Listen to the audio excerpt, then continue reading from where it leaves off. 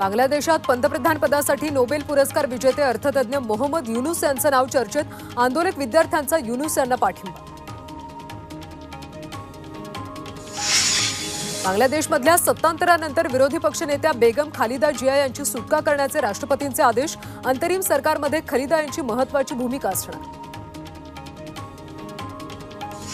बांगलादेशात हिंदू विरोधी हिंसाचार, हिंदूंची घरं पाडणं आणि लूटमार सुरू. सुरक्षा देण्याची नागरिकांची मागणी. बांगलादेशमध्ये हिंसाचार सुरूच. आंदोलनकर्त्यांकडून 6 पोलीस ठाण्यांची तोडफोड. पोलीस ठाण्यांना आगही लावली.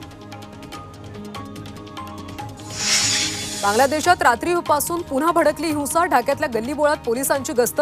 गस्तीदरम्यान गोळीबाराचा आवाज. अनेक ठिकाणी आग लावण्याच्या घटना. बांगलादेशच्या माजी पंतप्रधान शेख हसीना भारतात दाखल. गाझियाबादच्या हिंडन एअरबेसवरच्या सेफ हाऊसमध्ये एनएसए अजित डोवाल यांची घेतली भेट. कोणत्या देशात आश्रय घेणार अजून निश्चित नाही. बांगलादेशमधल्या चिघळलेल्या परिस्थितीमुळे भारतीय सीमांवरच्या सुरक्षा व्यवस्था वाढवल्या. बीएसएफकडून भारत बांगलादेश सीमेवर हाय अलर्ट. वाराणसीतल्या काशी विश्वनाथ मंदिराजवळ 2 घरं कोसळली. एकाचा मृत्यू, काहींना वाचवण्यात यश. राजस्थानच्या पालीमध्ये पूरस्थिती निर्माण. मुसळधार पावसामुळे रेल्वे स्टेशनमध्ये भरलं पाणी. रेल्वे रुळही गेला पाण्याखाली. केदारनाथमध्ये भूस्खलन झाल्यानंतर रेस्क्यू ऑपरेशन जारी. काल 201 नागरिकांना सुरक्षित स्थळी हलवण्यात यश. अडकलेल्या नागरिकांना एअरलिफ्ट करण्यासाठी एअरफोर्सच्या हेलिकॉप्टर्सचा वापर. अमरनाथ यात्रा पुन्हा पूर्ववत. कलम 370 रद्दला 5 वर्ष झाल्यानं यात्रा केली होती स्थगित. सुरक्षा व्यवस्थेत आता यात्रेकरूंची तुकडी बेस कॅम्पवरून रवाना.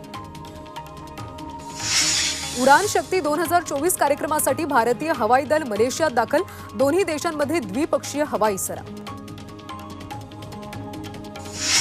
राष्ट्रपती द्रौपदी मुर्मू फिजीमध्ये दाखल. फिजीच्या राष्ट्रपतींकडून मुर्मूंचं स्वागत. भारत फिजी संबंध दृढ करण्याबाबत दोन्ही नेत्यांमध्ये चर्चा. अमेरिकेत डेव्ही चक्रीवादळामुळे संपूर्ण जनजीवन विस्कळीत. चक्रीवादळानंतर फ्लोरिडामध्ये पूर. शहरातले रस्ते जलमय. अनेकांच्या घरात शिरलं पाणी. पॅरिस ऑलिम्पिकसाठी आजपासून भारताच्या नीरज चोप्राच्या मॅचेस सुरू होणार. भालाफेकमध्ये आज क्वालिफिकेशन मॅच. भारतीयांची नजर नीरजच्या मेडलवर. आज ऑलिम्पिकमध्ये भारतीय पुरुष हॉकी संघाचा सेमीफायनलचा मुकाबला. 3 वेळा ऑलिम्पिक चॅम्पियन ठरलेल्या जर्मनीबरोबर रंगणार सामना. 25 वर्षांनंतर फायनलला पोहोचून पदक मिळवण्याची संधी.